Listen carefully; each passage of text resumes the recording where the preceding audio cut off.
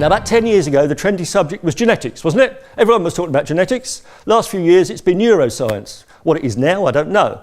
But 10 years ago, it was genetics. You couldn't get any money to do anything if it wasn't about genetics. So what is dramatic about genetics? Well, quite a lot of things. We did a play about Huntington's disease, 50% genetic.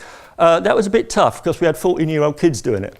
But the way we actually approach getting it done is this. Right, I need 10 volunteers on stage now. 10 years ago, we did a lot of work about the genome.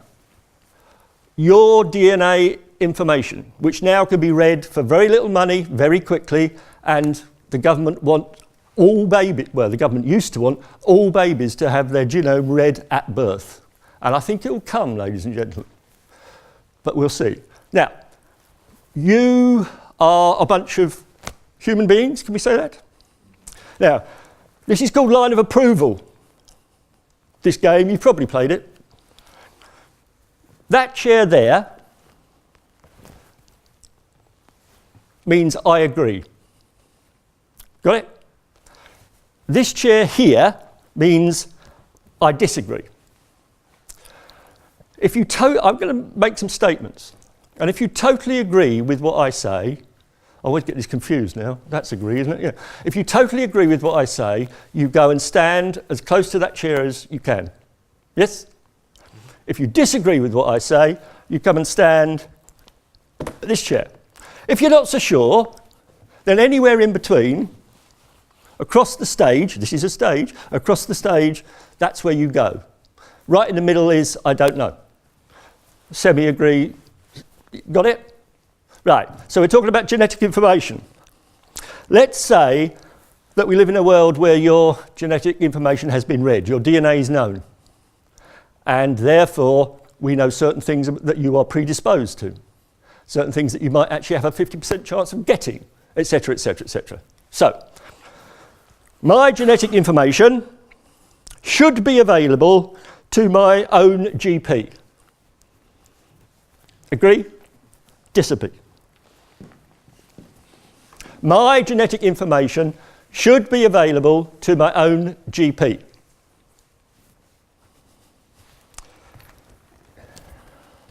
This is when we have to remember to turn the mic on.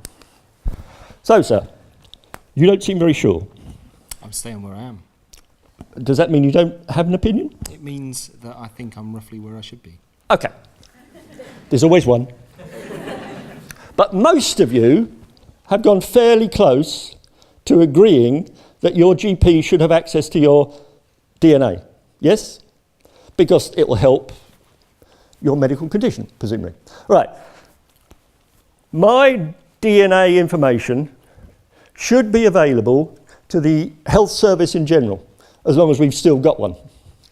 My DNA information should be available to the health service in general. Agree, disagree. You've moved. I have moved. Come here. Why did you move? Well, I would like it to still be sort of private. Sort of private. Sort of private. You know, it's GP, but just anyone with access to the medical records, or it just, that doesn't quite sit right with me. Okay. At the moment. Go back. My DNA information should be available to a prospective employer. Agree, disagree. Oh, look, ladies and gentlemen, dramatic action. They've all moved, most of them. All right. Right, TEDxUniversityofReading. Why have you moved? I just think that people make specific judgments about people, and if you're trying to get a job, you don't want to be judged on something which you have no control over. So that's about it, really. So you might be judged unfairly. So what about genetics? A relative of mine was a captain in the army, and he was red-green colourblind, and they never found out because he didn't tell them. And red is standby and green is fire. They would have known that if they'd have had his DNA information. Might have been useful, perhaps. I think he's responsible for that. Aha! He's responsible. Now, you've all pretty much gone over there, but we'll do one more. And this is particularly relevant for the cultural aspects of this. I'll tell you that in a minute. you can't move much further, but anyway, my DNA information should be available to the insurance industry.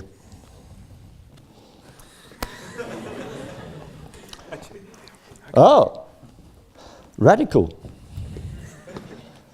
Come here. You have to stand on the mat. Not all the way. Why? Why should the insurance industry have your DNA information? Because you can prove that you're not susceptible to certain very expensive diseases. But what if you are susceptible?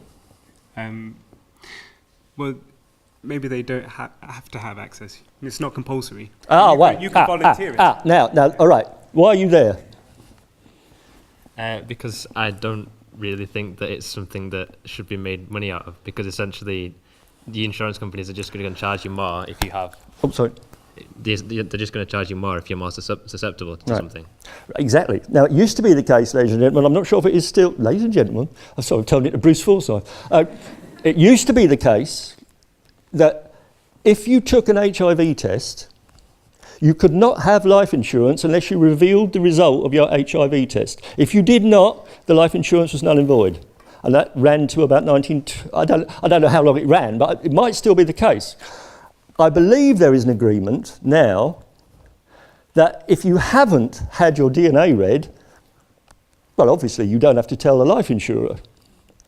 But if you have had your DNA read, it was going to be 2017 or 2019, you do have to tell them the result of your DNA test. Now, what do you think about that, anyone? What about you? I think that's fair.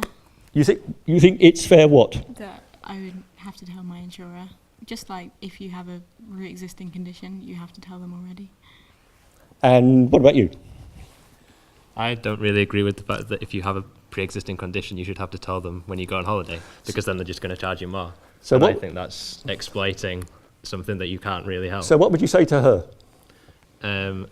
I would say that I challenge your position in the way that I've just said. I think that if you can't help the fact that you have a pre-existing condition, then there's nothing you can really do to bring that risk down. It's not something that you have any control over. Like old people having to pay more to get holiday insurance, then, yeah. I think they have more likely chance of causing the insurer money. Okay, thank you very much. Go and sit down.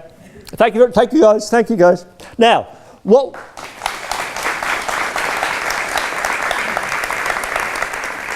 In case you hadn't noticed, what we had started was a scene between two people arguing about DNA information.